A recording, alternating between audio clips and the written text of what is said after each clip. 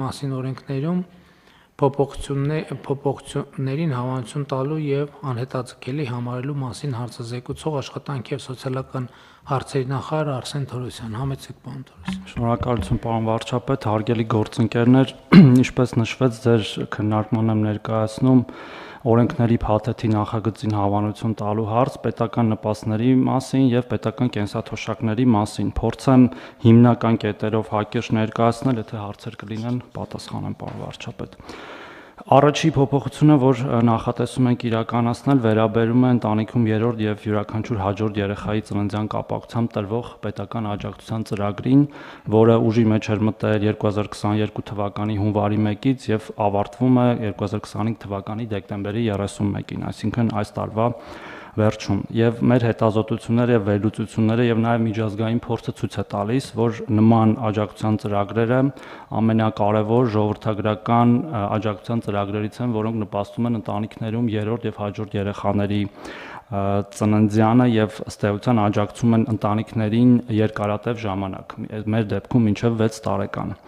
Եվ առաջարկում ենք այս աջակցության ծրագիրը իր ավարտից հետո վերածել մշտական պետական նպաստի, որը կտրվի նույն տրամաբանությամբ, այսինքն երրորդ եւ հաջորդ երեխային 50,000 դրամի չափով մինչեւ 6 տարեկան։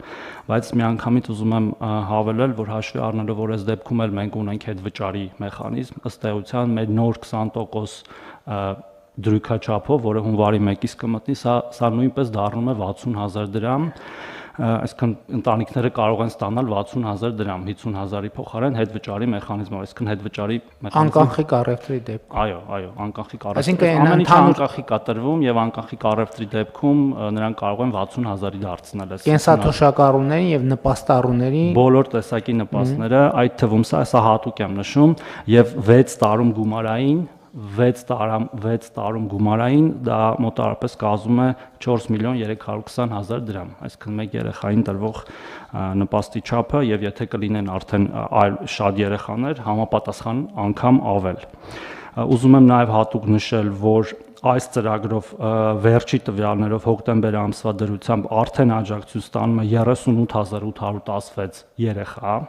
այսինքն այսքան երեխաների համար վճարվում է այսքան գումար եւ մենք մինչ օրս ծախսել ենք սրա վրա 51 միլիարդ 840 միլիոն դրամ, ինքը բավական լայնածավալ, բավական մասշտաբային ծրագիր է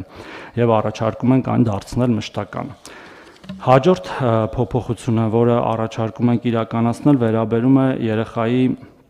միանվագ ծննդյան նպաստներին, որը այս պահի դրությամբ կարգավորվում է ըստ երեխայի կարգաթվի, այսինքն կախված նրանից, թե երեխան որերորդն է ընտանիքում, առաջինը, երկրորդը, երրորդը, չորրորդը եւ 5-րդը տրվում է տարբեր չափի աջակցություն, առաջինի եւ երկրորդի դեպքում տրվում է 300,000 դրամ, երրորդ չորրորդի դեպքում 1 միլիոն դրամ եւ 1.5 միլիոն դրամ 5-րդ եւ հաջորդ երեխայի դեպքում, հաշվի առնելով կրկին թե մեր ունեցած փորձը եւ թե նաեւ միջազգային փորձը եւ թե նաեւ այն տրամաբանությունը, որ դրված է այս նպաստի հիմքում, ինչը երեխայի ծննդյան շուրջ ծագող խնդիրները լուծելուն է միտված, այսինքն դա այդ պահին առաջացող ծախսերն են ընտանիքի, որոնք որևէ կարգաթվով ըստ էության պայմանավորված չեն, կապ չունի, որ երրորդ երեխան է ծնվում, ծախսերը միատեսակ են, առաջարկում ենք այն համահարթեցնել, նաեւ հաշվի առնելով մի հանգամանք, որ հաճախ այս նպաստը դիտվում է ոչ իր հիմնական նպատակով շատ ընտանիքների կողմից եւ մենք ունենում ենք նաեւ դեպքեր եւ իրենք շատ են, եթե կարիք կլինի թվերն էլ կասեմ, երբ որ հատկապես 5-րդ եւ հաջորդ երեխայի դեպքում ընտանիքները երեխա ունենում պարզապես այս գումարի համար եւ հետո շատ մեծ դժվարություններ են ունենում այդ երեխաներին խնամելու, դաստիարակելու եւ ըստ էության մեծացնելու։ Առաջարկում ենք բոլորի դեպքում սահմանել 500,000 դրամ, ինչը նշանակում է, որ առաջին եւ երկրորդ երեխայի դեպքում մենք ունենում ենք աճ եւ ես կարող եմ ասել, օրինակ 2024 թվականին պարոն Թորոսյան, բայց բոլորի դեպքում էլ ունենում ենք աճ, որովհետեւ մենք հիմա էքսպերիմենտալ ծրագիրը դարձնում ենք արդեն ծրագրային։ Նախորդ կտորով բոլոր դեպքերում այո։ Բայց ուզում եմ մենք այդ նյուանսը ճիշտ արձանագրենք։ Մենք նախկինում ունեինք 300,000, 500,000, 1 միլիոն, 1.5 միլիոն, Հիմա մենք այս երրորդ եւ յուրաքանչյուր հաջորդ երեխայի ծննդյան դեպքում արդեն ոչ թե էքսպերիմենտ, այսպես պիլոտային ծրագիր է, այլ դառնում է մշտական ծրագիր։ Այսինքն հիմա ստացվում է, որ մենք առաջին երեխայի ծննդյան գումարը ավելացնում ենք 200,000 դրամով, երկրորդ երեխայի ծննդյան գումարը ավելացնում ենք 200,000 դրամով, երրորդ եւ յուրաքանչյուր հաջորդ երեխայի համար այլևս մշտապես վճարվող ամիսը 50,000 վճարում ենք պլյուս այդ 500,000-ը։ Այսինքն իրականում բոլորի դեպքում էլ ավելացնում։ Ես հատուկ նշեցի 4,320,000-ը, որը ըստ էության այդ գումարային թիվն է նաև գալիս մեկ երեխային վճարվող նպաստի չափով, պարզապես ուզում եմ ասել, որ 21,600 երեխա մենք ունենում ենք հենց առաջին եւ երկրորդ կարգաթվով ծնվող եւ 300-ը միանգամից դառնալու է 500,000, սակայն այս կարգավորումը ուժի մեջ է մտնելու սեպտեմբերի 1-ից, այլ եմ հատուկ ուզում նշել, որպեսզի որևէ կերպ չանդրադառնա այս պահին երեխա սպասող ընտանիքների վրա, երկու դեպքում էլ մտնելու է սեպտեմբերի 1-ից։ Եվ երրորդ կարգավորումը, որ առաջարկում ենք այս փաթեթով փոխել, որի մասին դուք նախորդ կամ մի կառավարության նիստ առաջ խոսել եք, բոլոր նպաստները, բոլոր տեսակի նպաստները եւ կենսաթոշակները ամբողջությամբ անկանխիկ դարձնելուն է վերաբերում։ Ըստ էության որևէ այլ պարագայ, որևէ դեպքում մենք չենք վճարելու կանխիկ, հիմա էլ է իրականում թիվը բավական իջնում եւ օրինակ կարող եմ ասել, որ միայն վերջի 1 ամսում 10,000-ով իջել է կանխիկով ստացողների թիվը, ունենք այս պահին 661,000 քաղաքացուց, որ որևէ տեսակի նպաստ կամ կենսաթոշակ է ստանում, կանխիկ ստանում է ընդամենը 60,000-ը, 600,000-ը ստանում է արդեն անկանխիկ եւ նորից եմ ուզում նշել, միայն 10,000-ը, այսինքն տենդենսը ավտոմատ կա, բայց մենք այս որոշումով դա կարագացնենք։ Այս կարգավորումը ուժի մեջ ենք դնում ապրիլի 1-ից մի պատճառով, պարոն վարչապետ, որովհետև այդ մեր 60,000 քաղաքացիները, որոնց մի մասը նաև մեր աջակցության կարիքն են ունենալու այդ կանխիկից անկանխիկ ացման process-ում, դա լինի հնարավորինս սահուն եւ անցավ եւ այս առիթը օգտագործելով պետք է խնդրեմ մեր գործընկերներին, հատկապես կենտրոնական բանկի եւ նաեւ պետեկամուտների կոմիտեի, որպեսզի իրար հետ աշխատենք ԿԲ-ի դեպքում որոշակի աջակցություն ակնկալելով բանկերի կողմից այդ հարցը լուծելու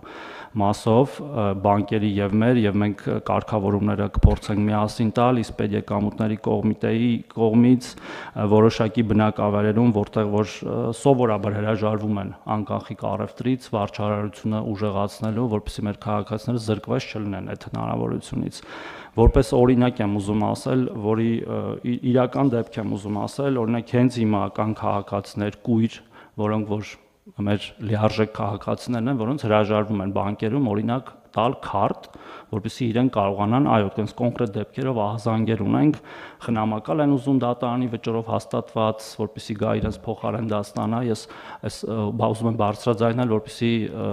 բոլորս հանձնառություն վերցնենք եւ այդ հարցը լուծենք, որտեվ այդ տիպի քաղաքացիներն են նաեւ ստիպված եղել մինչ օրս ստանալ կանխիկ եւ հենաշարժական խնդիրներ ունեցողները նաեւ, որոնք տնից չեն կարողանում դուրս գալ։ Շնորհակալություն։ Շատ լավ։ Պարոն Թորոսյան, այս հարցի քննարկման համատեքստում ես այսինքն նրբությունների մասին իմացա, որ ինձ համար տարօրինակ հնչեց։ Առաջինը, որ Հայաստանում մշտապես չբնակվող երեխաներին էլ ենք մենք այս գումարը վճարում, այսինքն նախկինում վճարենք, չէ՞, ճիշտ եմ ասում։ Ոչ թե մշտապես չբնակվող, այնտեղ բնակվելու դեպքում չենք վճարում, չբնակվելու դեպքում, երբ որ չեն ներկայանում, խոսքը Հայաստանից դուրս ծնված եւ Հայաստանի քաղաքացիական կաթության ակտերի գրանցամայրում չգրանցված երեխաներին ա վերաբերում եւ նաեւ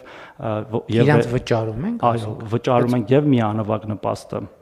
ծննդյան եւ վճարում ենք 50,000-ները, մենք դրա սա էլ են կարգավորել պարոն վարչապետ հարցը եւ մեր համար իհարկե մենք եւ միգուցե չենք խոսում սրա մասին, բայց պարզ է ինչու է դա տեղի ունենում, այսինքն նրանք քաղաքացիություն չեն վերցնում այդ երեխաները Հայաստանի Հանրապետության։ Չէ, բայց գիտեք, այդ անտրամաբանական է, էլի հիմա ես դա որ իմացա, ես չեմ հասկանում։ Մեր համակարգերը ոնց է, ոչ մեկի մոտ հարց չի ծագում, մենք այդ գումարը Հայաստանից դուրս ենք տալիս, ինչի, այսինքն մենք արտագաղթ ենք ֆինանսավորում։ Տենց է ստացվում։ Ըստ էության, երբ որ տենց հասկացել ենք, փորձել ենք կարգավորել, ես թիվ կարող եմ ասել, օրինակ միայն 2024 թվականին 1450 նման միանվագ ծննդյան նպաստ ենք տվել այն երեխաների համար, որոնք որ Հայաստանի Հանրապետության քաղաքացու երեխա են, ծնվել են այլ երկրում, ունեն այլ երկրի ծննդական, բայց մեր քաղաքացիական կայացության ակտերում գրանցված չեն։ Հիմա այդ հարցը նույնպես կարգավորում ենք հետևյալ տրամաբանությամբ, պարոն վարչապետ։ Ծնունդից հետո 1 տարվա ընթացքում, եթե կգան կգրանցվեն, այսինքն կստանձնեն Հայաստանյան քաղաքացիությունը, կստանան այդ գումարը, եթե չեն ստանձնի, չեն ստանա։ Նույնը վերաբերում է 50,000-ներին, եթե երրորդ եւ հաջորդ երեխայի նպաստը երեխան կգա կգրանցվի, գրանցման պահից կստանա, եթե դա լինի նույնիսկ 2 կամ 3 տարեկանում։ Այսինքն գրանցման պահից մինչև 6 տարեկանը կստանա, մինչև այդ չի ստանա։ Հուսով եմ սա էլ կխթանի, որ մեր քաղաքացիները պատշաճ գրանցումները ապահովեն։ Ինձ էլի ուրիշ բան է անհանգստացնում, որ այսքան տարի, տասնյակ տարիներով այս գումարները գնացել են, ոչ մեկի մոտ հարց չի ծագել։ Ոչ մեկի մոտ հարց չի ծագել, այս ինչ ենք անում, ասենք, հիմա որ հաշվենք, պատկերացնում եք, քանի տասնյակ միլիարդ դրամ Հայաստանից դուրս է գնում։ Մենակ այս միանվագով 600 միլիոն դրամ տարեկան։ Ու ոչ մեկի մոտ հարց չի ծագել։ Ասենք պատահական մեկ էլ տենց խոսակցության ժամանակ կարող անցնելիս լսես, ասես ոնց կարա տենց բան լինի, չհավատաս։ Հետո պարզվի որ կա տենց բան։ Բայց էլի եմ ասում, չէ, պետական համակարգ մենք բոլորս ու հարց չի ծագել, այս ինչ ենք անում ժողովուրդ։ Եվ այսպես շարունակ, եւ այսպես շարունակ։ Այո, պետքա շատ հստակ արձանագրել, չի կարելի տենց բան անել։ Պետքա հստակ փակվել։ Ով որ եթե մարդ իրան չի կապում Հայաստանի հետ, եթե իր կյանքի կենտրոնը Հայաստանը չի, ինչի պետք է Հայաստանը վճարի։ Ասենք բան անենք, մենք մարդիկ ստեղ աշխատեն Մոնտե Կարլոյում բան անենք, ամենայն հարգանքով սիրում ենք բոլորին, բայց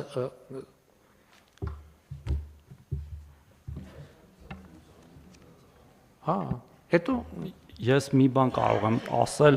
տրամաբանությունը կարծում եմ ծնողների քաղաքացիության հետ է կապված եղել, բայց ամբողջությամբ ընդունում եմ դրա համար էլ այս կարգավորումը անում ենք, եթե իրենց ըստ էության նրանք մեզ չեն համարում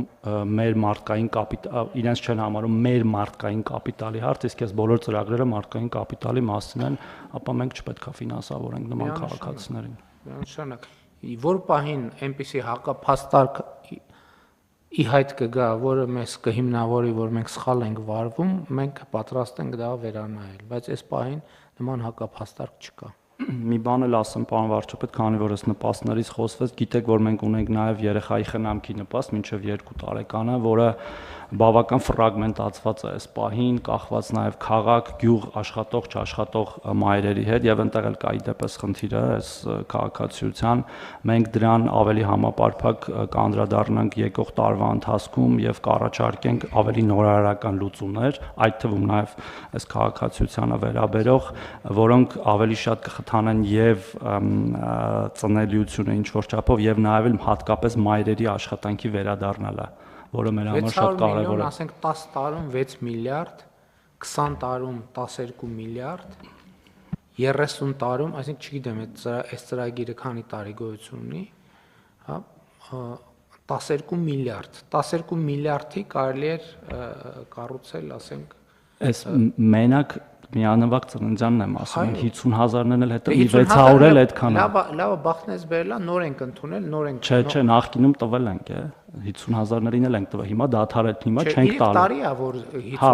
բայց էլի մոտավորապես մի 600 էլ է տա։ Այդ եմ ասում, դե եկեք նայենք, քանի դպրոց, քանի մանկապարտեզ կարելի էր կառուցել կամ ինչքան ծառայություն կարելի էր դրանով մատուցել Հայաստանի Հանրապետությունում գտնվող մեր երեխեքին։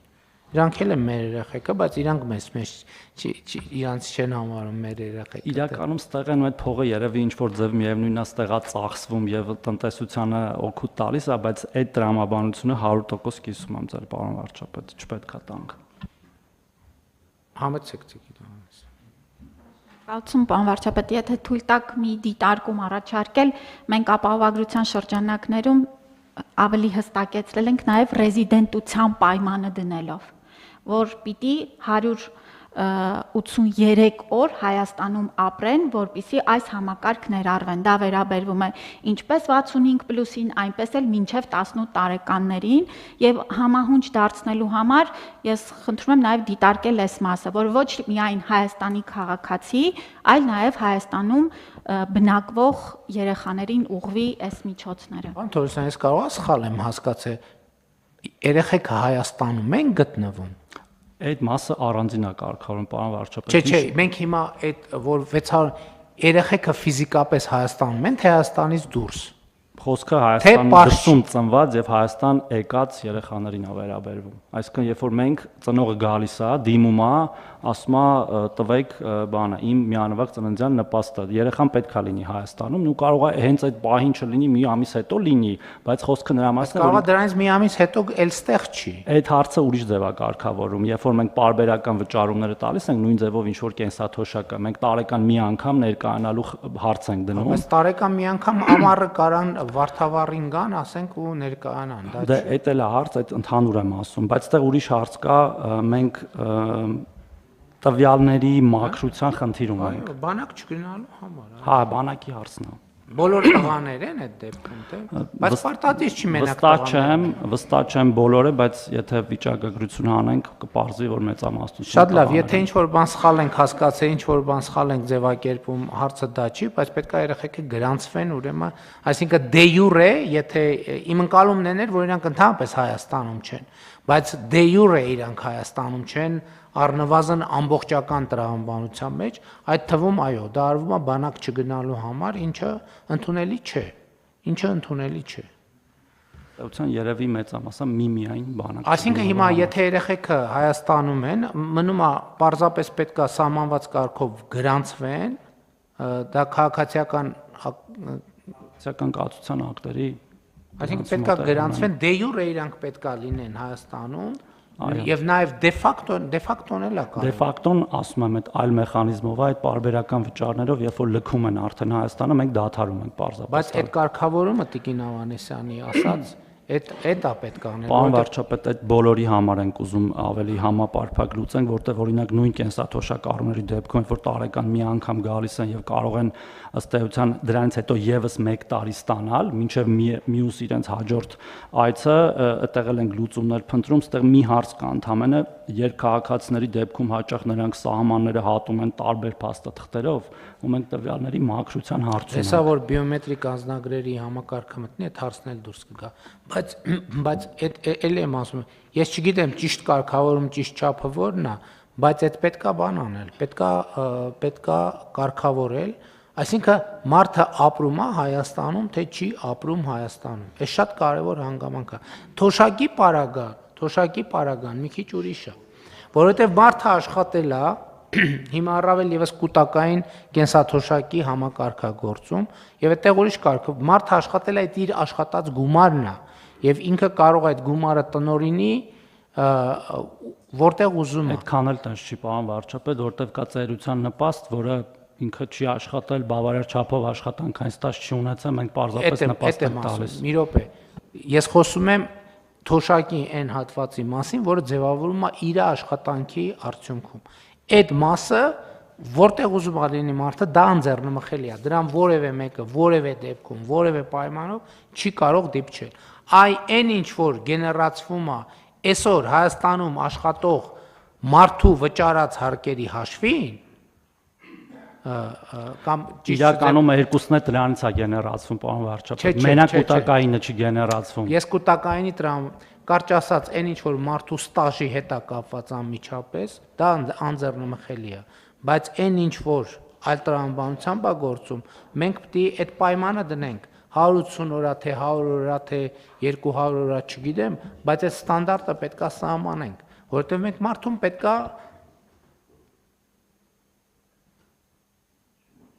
է կապված լինի Հայաստանի հետ եւ մարդու կյանքի կենտրոնը պետք է լինի Հայաստանը։ Մենք ուզում ենք, որ մարդիկ հնարավորինս շատ ճամփորդեն, հնարավորինս շատ տարբեր տեղեր գնան, բայց մենք չենք ուզում, որ մարդիկ Հայաստանից գնան եւ մենք Հայաստանից գնալը խրախուսենք։ Յուրաքանչյուր ոք տեղաշարժի ազատություն ունի, բայց գնալը մենք չենք կարող խրախուսել։ Սրա մասին է խոսքը։ Համեցեք։ Պարոն վարչապետ, ձեր թույլտվությամբ ուզում էի ձեր առաջարկած տրամաբանության համար մի բանաձև փորձեմ առաջարկել, էլի։ Ես կարծում եմ բոլոր նպաստային ծրագրերի դեպքում բացառություններ կարող են լինել առանձին դեպքերում, դիտարկենք, բայց եւ ծնելիության հարցում, եւ ծերության այն ամեն ինչ, երբ որ նպաստ է, մենք դնենք երկու պայման համաժամանակյա՝ քաղաքացիության եւ ռեզիդենտության։ Այսինքն այդ երկու պայմանն էլ պետք է բավարարված լինի, որ որևէ ծրագրից քաղաքացին օգտվի։ Այսքանով կարծում եմ բոլոր հարցերը կլուծվեն։ Դա հենց նպաստը, որովհետև այո, նպաստը հենց այդ տրամաբանության մեջ տեղավորվում է։ Թոշակի դեպքում ճիշտ է, մի քիչ այնտեղ հարցեր կա, բայց ասում եմ, այնտեղ էլ է բանաձևը բարձ։ Այդ դեպքում, երբ որ ծերության նպաստ է եւ մարդը չի աշխատել, ստաժ չունի եւ ապրում է ուրիշ երկրում, այդ դեպքում էլ մենք կարող ենք ասել, որ դա մեր ֆինանսավորման հարցը չի։ Ամեն դեպս մտածեք լուծում։ Այդ արդեն մտածում ենք, պարոն վարչապետ, լրիվ կիսում եմ, այդ թվում լինում են դեպքեր, երբ որ քաղաքացին օրինակ քաղաքացիություն է ստանում Հայաստանի, որը ասենք օրինակ 64 տարեկանում, եւ ինքն մենք 65 տարեկանից ստիպված ենք ծերության նպաստալ, ինքը երբևէ Հայաստանում չի ապրել, բայց տարի մի անգամ կարող է գալ Հայաստան, ներկայանալ բանկ եւ այդ ամբողջ տարվա ընթացքում իր ծերության նպաստը սովորաբար այլ երկրում ծախսել։ Գիտեք, ԵԱՏՄ-ում այդ հարցը կարգավորված է, որովհետև ԵԱՏՄ-ում ստաժները փոխանցելու, պարոն Գրիգորյան, ճիշտ եմ, չէ՞, հիշում, որոշում կա, որ ԵԱՏՄ-ի տարածքում այդ խնդիրը լուծված է, բայց այլ դեպքերում դա իհարկե խնդիր է։ Պետք է համեն դեպս շատ մեծ եւ բարդ թեմա է, հիմա մենք տենց կարող է ինչ որ բան ճիշտ հասկացանք, օժնրբություններ սխալ հասկացանք, ինչ որ բան ճիշտ ասեցինք, օժնրբություններ սխալ ձևակերպեցինք, հարցը դա չի, դա թեմա է, որը պետք է լրջորեն նայել եւ գալ պետականակենտրոն պլյուս մարդակենտրոն տրամաբանությամբ, բայց առանց մեկը մյուսից տարանջալ։ Միանշանակ, պարոն վարչապետ։ Շատ լավ։ Կան համեցեք։ Պարոն վարչապետ, իրականում ինչ թեմա էլ որ քննարկենք, շատ կարևոր է պետության դիրքերից հասկանալ, թե մենք քաղաքացիության ինստիտուտին ոնց ենք վերաբերում Հայաստանի Հանրապետությունում։ Եվ այս պահի դրությամբ մենք հիմնովին վերանայում ենք ոլորտը, մինչև տարեվերջ պատրաստ կլինի միգրացիոն ոլորտի կառավարման ռազմավարական կոնցեպտը, ու այնտեղ մի առանձին բաժին նվիրված է հենց Հայաստանի Հանրապետության քաղաքացիությանը, որովհետև տարիներ շարունակ ձևախեղել ենք տարբեր մոտեցումներ, մի դեպքում մարդակենտրոնության հետևից գնալով քաղաքացիության ինստիտուտն ենք ստորադասել, մյուս դեպքում ավելի շատ ինստիտուտին ենք դեր ու նշանակություն տվել, քան մարդու որոշակի կարիքներին, ու մինչև տարեվերջ մենք պատրաստ կլինենք ավելի մեծ կազմով քննարկման, որպեսզի ներկայացնենք մոտեցումներ, որտեղ ինչ մոտեցում որ որդեգրեցինք, մնացյալ բոլոր ոլորտներում մեր մոտեցումները կկարողանանք ավելի ճիշտ ու սինխրոն կազմակերպել։ Շատ լավ։ Շատ լավ։ Շատ լավ, հարցը դրվում է քվեարկության, խոսքը 23-րդ հարցի մասին է։ Ովքեր են դեմ որոշման ընդունմանը, դեմ չկա, որոշումն ընդունված է եւ մենք արձանագրեցինք, որ հարցերի մի շերտ կա, որը շուրջ պետք է շարունակենք աշխատել։ Քննարկում ենք հարց համար 33-ը հանրակրթական օբյեկտների շինարարության ֆինանսավորման մասին հարցազեկուցող կրթության, գիտության, մշակույթի եւ սպորտի նախարար Ժաննա Անդրեասյան, համեցեք Տիկին Անդրեասյան։ Շնորհակալություն մեծարգո վարչապետ, հարգելի գործընկերներ, ներկայացված նախագծով նախատեսվում է կրթության, գիտության,